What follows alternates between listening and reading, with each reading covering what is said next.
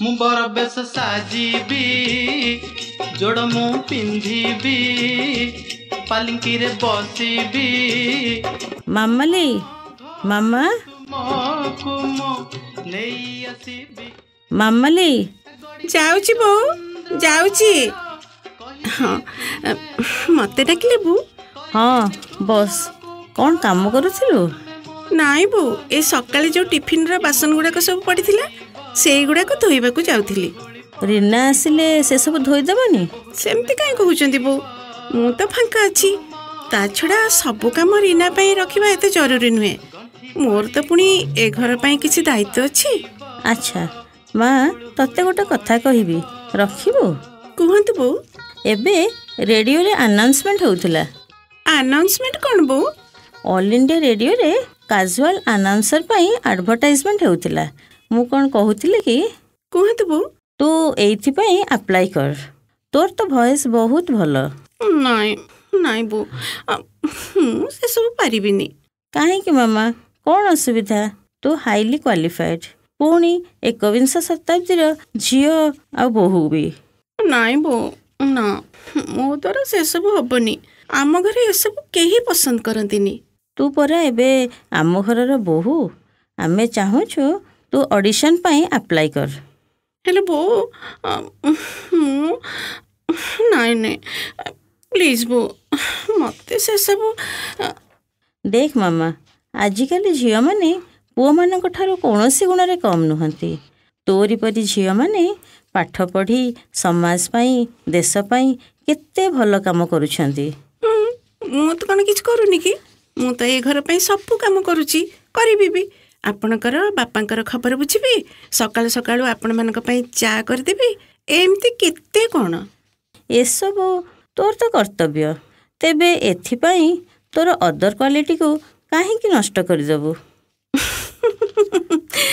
ବୋଉ, ଆପଣ କ'ଣ କହୁଛନ୍ତି କହିଲେ? ମୋର ପୁଣି ଏକ୍ସଟ୍ରା କ୍ୱାଲିଟି? ଆରେ ମୁଁ କଳାକୁ ଭଲ ପାଉଥିବା ମଣିଷଟିଏ।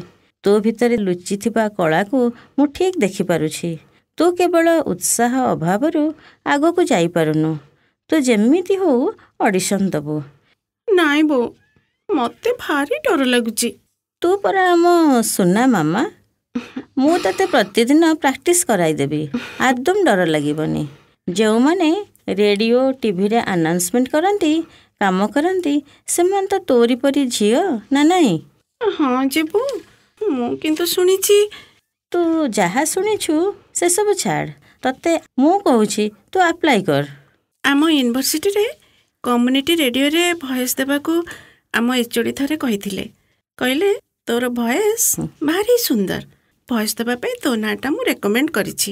କିନ୍ତୁ କ'ଣ? ତତେ କହି ଆଉ କାହା ନା?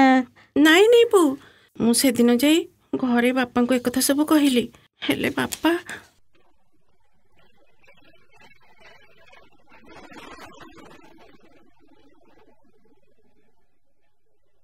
ଆଚ୍ଛା ମା, ବାପା। ତୋ ପଢ଼ାପଢ଼ି ଠିକ୍ ଚାଲିଛି ତ? ହଁ ବାପା। ଆଚ୍ଛା, ଏଥର 5th ସେମିଷ୍ଟାର କେବେ? ଏଇ ଆସନ୍ତା ଡିସେମ୍ବରରେ। ଆଚ୍ଛା, ତୋର ସବୁ କୋର୍ସ କମ୍ପ୍ଲିଟ୍ ହେଲାଣି ମା? କ୍ଲାସ୍ ତ ରେଗୁଲାର ହଉନି ବାପା, ତେବେ ସରିଯିବ ବୋଲି ଆଶା କରୁଛୁ। ତୋର ନିଜ ପ୍ରିପାରେସନ୍ ଉପରେ କେତେ କନଫିଡେନ୍ସ ମା? 100%। That's like a good girl. ଠିକ୍ ଅଛି ମା। ଆଉ ଶୁଣ, ଯାହା ଯେତେବେଳେ ଦରକାର ପଡ଼ିବ ମୋତେ କହିବୁ, ବୁଝିଲୁ? ଏଜୁକେସନ୍ ହେଲ୍ଥରେ ନୋ କମ୍ପ୍ରମାଇଜ୍, ଓକେ? ହଁ ବାପା। ମା, ଆଜ୍ଞା। ମୋ ଚଷମାଟା ଆଣିଲୁ, ମୁଁ ଟିକେ ଖବରକାଗଜ ଦେଖିନି। ହଉ ବାପା, ହଁ ଆଣୁଛି। ହଁ ଦେ ବାପା। ହଁ ଚଷମା। ହଁ ମା, ଦେ। ହଁ ଶୁଣ, ତୁ ଯା ବସିକି ପାଠ ପଢ଼ାପଢ଼ି କରିବୁ। ଯେତେବେଳେ ଇଚ୍ଛା ହେବ ପଢ଼ିବୁ। ଆଦୌ ପ୍ରେସରାଇଜ୍ ହେଇ ପଢ଼ିବୁନି। ଜମା ନୁହେଁ। କମ୍ ସମୟ ପଢ଼ିବୁ, ସିନସିୟରଲି ପଢ଼ିବୁ, ହେଲା? ଆଉ ଗୋଟେ କଥା ମା, ଖୁବ୍ ହସ ଖୁସିରେ ପଢ଼ିବୁ। ଆଜ୍ଞା। ଖୁସି ମୁଡ୍ରେ ପଢ଼ିଲେ ପାଠ ଭଲ ମନେ ରହେ, ବୁଝିଲୁ? ତାପରେ ବ୍ରେନ୍ ବି ଭଲ ରିସିଭ୍ କରେ। ଏଇଟା ହେଉଛି କମ୍ପ୍ଲିଟ୍ ସାଇନ୍ସ, ମନେ ରହିଲା? ହଁ ବାପା, ମୁଁ ହଷ୍ଟେଲରେ ଖୁବ୍ ଖୁସିରେ ପଢ଼େ। ଆଚ୍ଛା। ଇଚ୍ଛା ନଥିଲା ବେଳେ ଜମା ପଢ଼େନି। ହେଲେ ବାପା, ଗୋଟେ କଥା କହିବି? କହୁନୁ, କହ କହ କହ କହ। ଆରେ ତୁ ତ ମୋର ଗେହ୍ଲା ଝିଅ ନା, ବୁଝିଲୁ? କ'ଣ କହିବାର ଅଛି କହ। ନାଇଁ ଯେ ମାନେ ଆମ ମ୍ୟାମ୍ କହିଛନ୍ତି। କ'ଣ କହିଛନ୍ତି ତୋ ମ୍ୟାମ୍?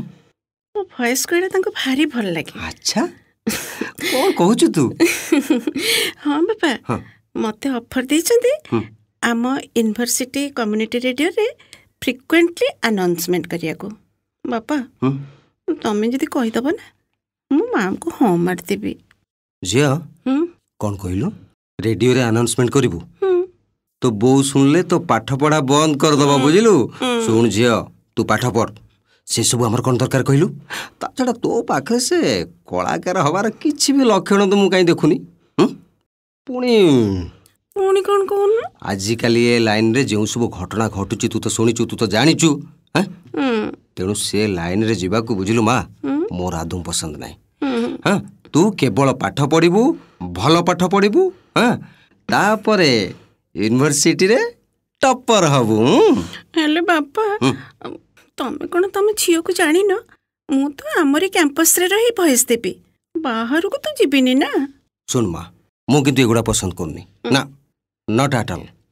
କଳା ପ୍ରଦର୍ଶନ ଦିଗରେ, ବୁଝିଲୁ ମା, ତୁ ମ୍ୟାମ୍କୁ ସିଧା ମନା କରିଦେବୁ, ନହେଲେ ମୁଁ ଫୋନ୍ କରି ମନା କରିଦେବି। ତୁ ଡରୁଛୁ କାହିଁକି?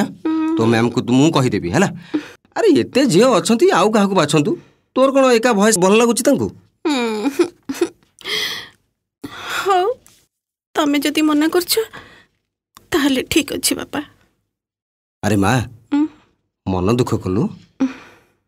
ଏଠିକା ଶୁଣ ଶୁଣ ଶୁଣ ଶୁଣ, ତୁ ପାଠ ପଢ଼ାରେ ନଜର ରଖ, ବୁଝିଲୁ? ନିଜର କ୍ୱାଲିଟି ମେଣ୍ଟେନ୍ କର। ଅନେଇଲୁ, ସେ ନାଚ, ଗୀତ, ରେଡ଼ିଓ, ଟିଭି ଏସବୁ ଆମର କିଛି ଦରକାର ନାହିଁ ମା, ବୁଝିଲୁ? ଯା ସୁନା ମାମା, ମୋ ସୁନା ଝିଅ, ଯା ପାଠ ପଢ଼ିବୁ, ଯା ପାଠ ପଢ଼ିବୁ, ଯା। ହଁ ବାପା, ଠିକ୍ ଅଛି।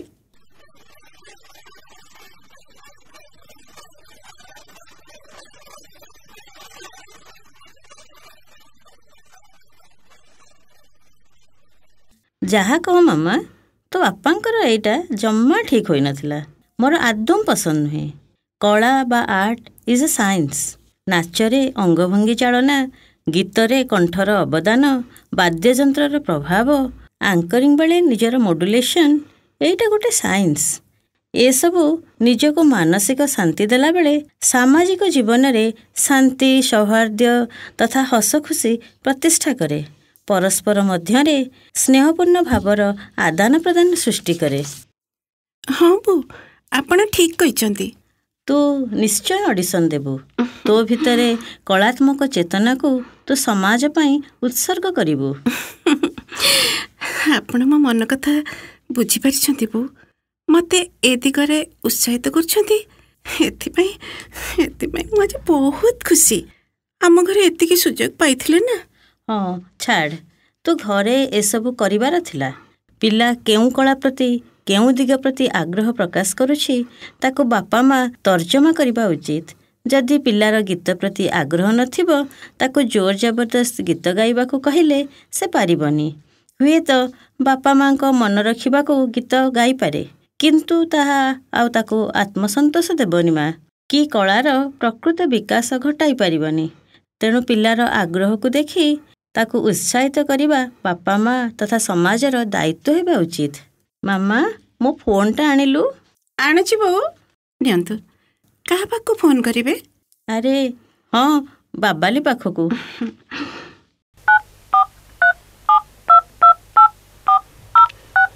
ହଁ ବାବାଲି, ନା ସବୁ ଠିକ୍ ଅଛି। ଶୁଣ, ତତେ ଫୋନ୍ କଲି ଏଇଥିପାଇଁ, ତୁ ଅଫିସରୁ ଆସିଲା ପରେ ଟିକେ ଅଲ୍ ଇଣ୍ଡିଆ ରେଡ଼ିଓରୁ ଗୋଟେ ଅଡ଼ିସନ୍ ଫର୍ମ ଆଣିବୁ। ହଁ, ଅଡ଼ିସନ୍ ଫର୍ମ। ଓହୋ, କ'ଣ ହେବ, କିଏ ଅଡ଼ିସନ୍ ଦେବ ସେ କଥା ପରେ ବୁଝିବୁ। ତୁ ଯେମିତି ହଉ ଅଡ଼ିସନ୍ ଫର୍ମ ଆଣିବୁ, ହେଲା? ହଁ, ଜଲ୍ଦି ଆସିବୁ। ମାମାଲି କ'ଣ ମାର୍କେଟ ଯିବ କହୁଥିଲା। ହଉ ହଉ, ତାହେଲେ ରଖ।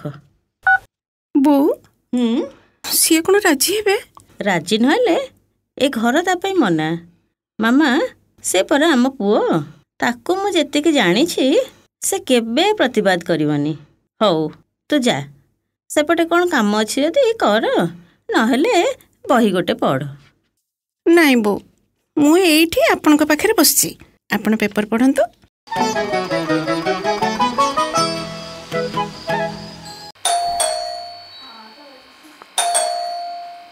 ସମୁଦୁଣୀ। ଆରେ ଆରେ ସମୁଦି, ନମସ୍କାର ନମସ୍କାର। ନମସ୍କାର ନମସ୍କାର ନମସ୍କାର। ଆସନ୍ତୁ। ଆଉ ଏତେ ଦିନ ପରେ ଝିଅ କଥା ମନେ ପଡ଼ିଲା? ବୁଝିଲେ ସମୁଦୁଣୀ, ଆଜିକାଲି ଏଇ ଯୋଉ ଟେଲିଫୋନ ମାଧ୍ୟମରେ ଆଉ ବନ୍ଧୁ ଘରକୁ ଯିବା ଆସିବା ବା କମିଗଲାଣି। ଟେଲିଫୋନରେ ତ ଆମେ କଥା ହେଇଯାଉଛୁ, ଆଉ ଯିବା ଆସିବା ପଡ଼ିବନି ଆଉ କ'ଣ? ହଁ ହେଲେ ବନ୍ଧୁ ଘର ଯାଇ ଦି ପଦ ସାମ୍ନା ସାମ୍ନି କଥାବାର୍ତ୍ତା ହୋଇଗଲେ ହସ ଖୁସି କ'ଣ ଟେଲିଫୋନରେ ଅଛି? ଠିକ କଥା କହିଲେ ସମୁଦୁଣୀ।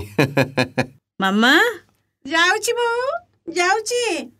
ଜଲ୍ଦି ଆସେ, ଦେଖିଲୁ କିଏ ଆସିଛନ୍ତି। ମା କେମିତି ଅଛୁ? ହେଲା ହେଲା, ଉଠୁ ବୋଉ, ଆପଣଙ୍କୁ ବି ଏଠି ମୁଣ୍ଡିଆ ମାରୁଛି। ବୁଝିଲୁ ମା, ଆଜ୍ଞା।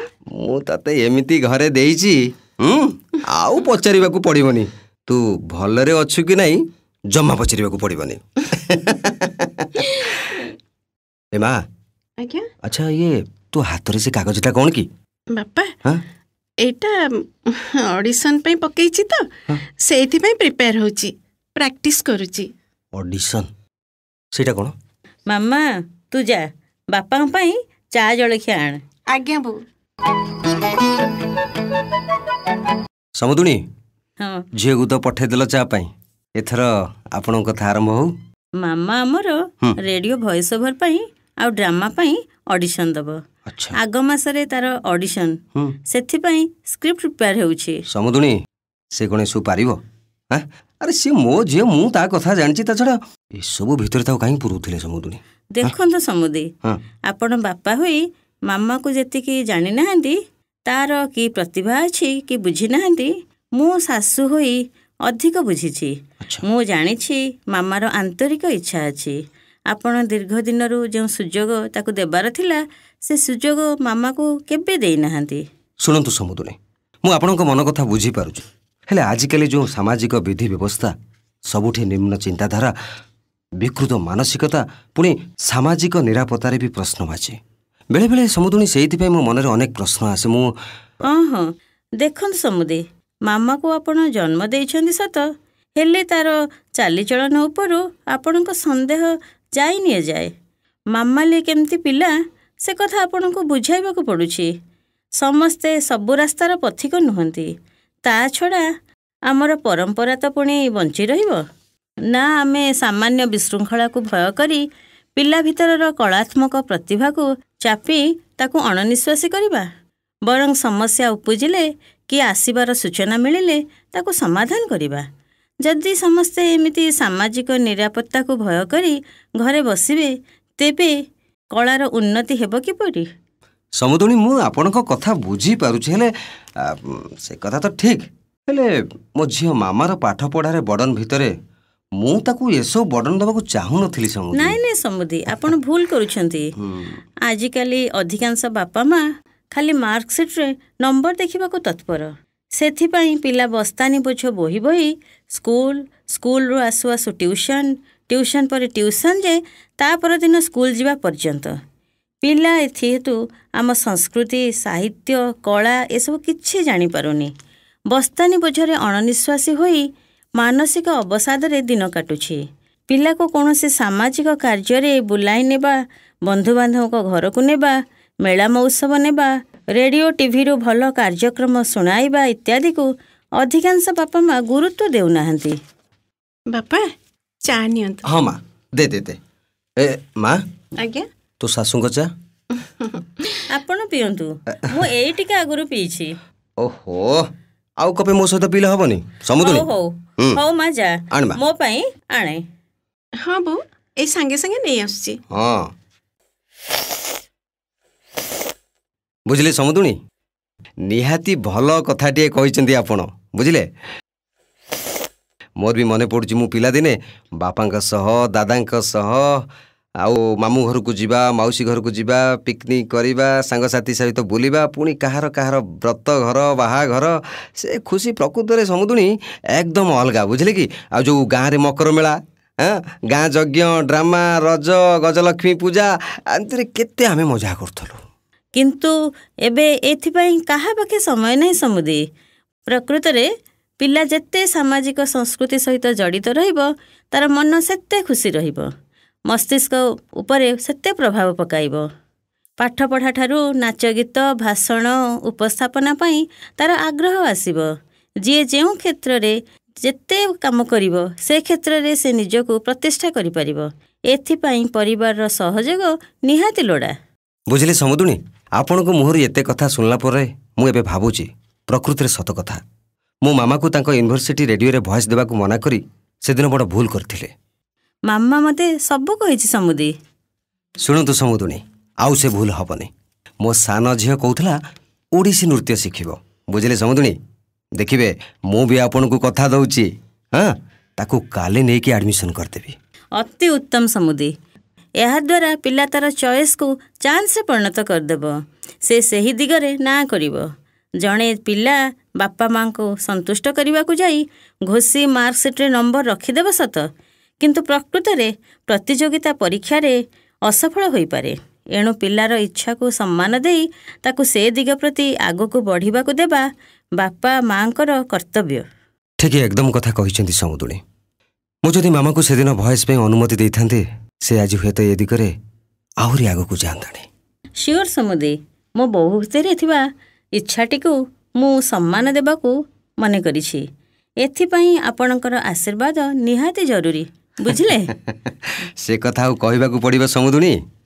ଶୁଣନ୍ତୁ, ତା ମା ଯଦି ଏ କଥା ଶୁଣିବ ନା, ଦେଖିବ ସେ କେତେ ଠାକୁର ଠାକୁରାଣୀଙ୍କ ପାଖରେ ମାନସିକ କରିବ।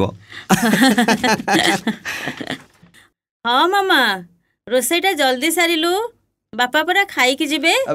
ନାଇଁ ମୋ ସମୁଦୁଣୀ, ମୁଁ ପଳେଇବି। ମୋ କାମ ଅଛି, ମୁଁ ଯିବି। ମୋର ଆପଣ ବୁଝୁନାହାନ୍ତି ସମୁଦୁଣୀ। ନାଇଁ ସମୁଦି, ଆପଣ ଯିବେ କୁଆଡ଼େ? ଖାଇକି ଉପରଓଳି ଯିବେ। ଝିଅ ଘରକୁ ଏମିତି ଆସି ଏମିତି କ'ଣ ପଳାନ୍ତି? ଆପଣ ତ ନିଜେ ବନ୍ଧୁ ଘରେ ରହୁନାହାନ୍ତି, ପିଲାକୁ କ'ଣ ବୁଝାଇବେ? ଓହୋ, ବୁଝିଲେ ସମୁଦୁଣୀ, ମଝିରେ ମଝିରେ ଆପଣ ଏମିତିଆ କଥା ମାନ ସବୁ କହିବେ, ଆପଣଙ୍କ କଥାକୁ ଜମା କାଟିକି ଯାଇ ହେବନି। ହଉ ହଉ, ମୁଁ ଆଜି ରୋଷେଇ ହବ, ଖାଇକି ଯିବି ଆଉ କ'ଣ। ହଁ ସମୁଦି, ଯାହା କହିଛନ୍ତି ଠିକ୍ କହିଛନ୍ତି।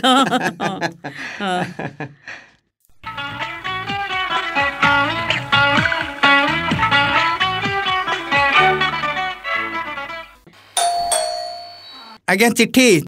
ଚିଠି କାହା ନାଁରେ? ଚିଠି ମାମାଲି ମିଶ୍ରଙ୍କର। ମାମା ମାମା ଯାଉଛି ବୋଉ। ହଁ ମାମା, ତୋ ନାଁରେ ସ୍ପିଡ୍ ପୋଷ୍ଟ। ଦେଖିଲୁ ଚିଠି କେଉଁଠୁ ଆସିଛି?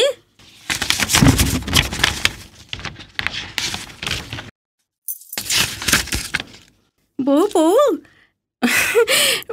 ମୁଁ ଅଡିସନରେ ପାସ୍ କରିଛି ବୋଉ। ଓ ମୋ ସୁଇଟ୍ ମାମା, ହଁ ଫୋନ୍ଟା ଆଣିଲୁ। ହଁ ଜଲ୍ଦି ଆଣେ ମାମା।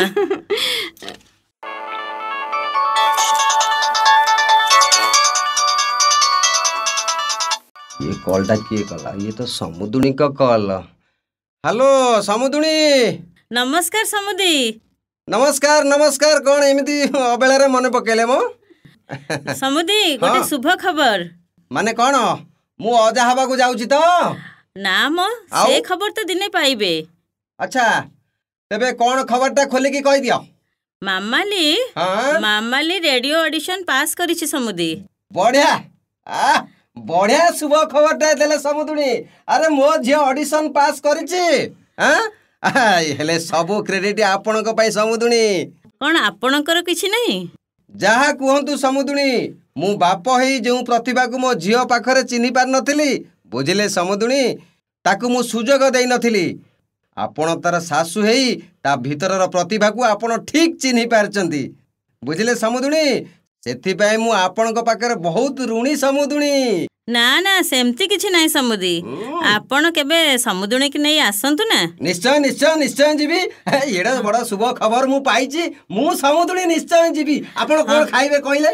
हां हां समुदी, मामा को फोन दउछि। हां हां हां हां हां बापा। हां मा को एठी प्रणाम करछि बापा। हां हेला हेला मा मु आज बहुत खुशी तू ऑडिशन पास करछु, बुझिलु। तो सासु को धन्यवाद देबी, तते धन्यवाद देबी।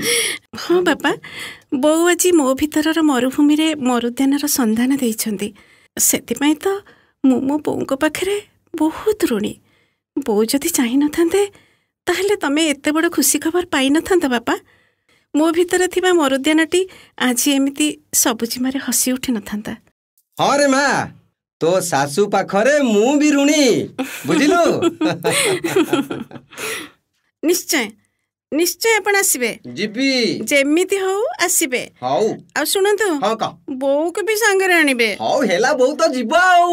ହଉ ରଖୁଛି। ହଁ, ତୁ ଖାଇବା ପିଇବା ଠିକ ଠାକ କରୁଥବୁ। ମନେ ରହିଲା ତ? ମନେ ରହିଲା, ମୁଁ ଯାଇ ପହଞ୍ଚୁଛି। ହଉ ବାପା।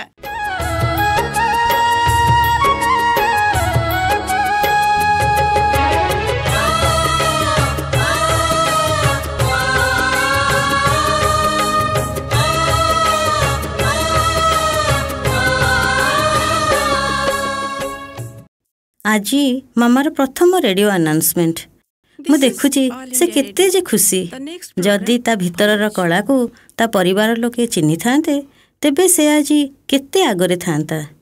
ବାପା ମା ସବୁବେଳେ ପିଲାକୁ ବସ୍ତାନି ବୋଝ ବୁହାଇ ପାଠ ପାଠ ନମ୍ବର ଚିତ୍କାର ନ କରି ପିଲାର ମାନସିକ ସ୍ଥିତିକୁ ଅନୁଧ୍ୟାନ କରି ସେ ଯେଉଁଥିପାଇଁ ଆଗ୍ରହୀ ତାକୁ ସୁଯୋଗ ଦେବା ଉଚିତ। ଠିକ୍ ଯେମିତି ମୋ ବୋହୂ ମାମାଲି, ତାଙ୍କ ଘରେ ତାକୁ ଯଦି କଲେଜ ଲାଇଫ୍ରେ ଯଦି ଏ ସୁଯୋଗ ଦେଇଥାନ୍ତେ ତା ଭିତରର କଳା ଏମିତି ସୁପ୍ତ ହୋଇ ନଥାନ୍ତା। କଳାକୁ ଯଦି ଜୋର ଜବରଦସ୍ତ ମାରି ଦିଆଯାଏ ତେବେ କଳାକାର ଜୀଭକଟା ବୁଲବୁଲ ପରି ଚିତ୍କାର କରିବ ସିନା, କିଛି କରିପାରିବନି।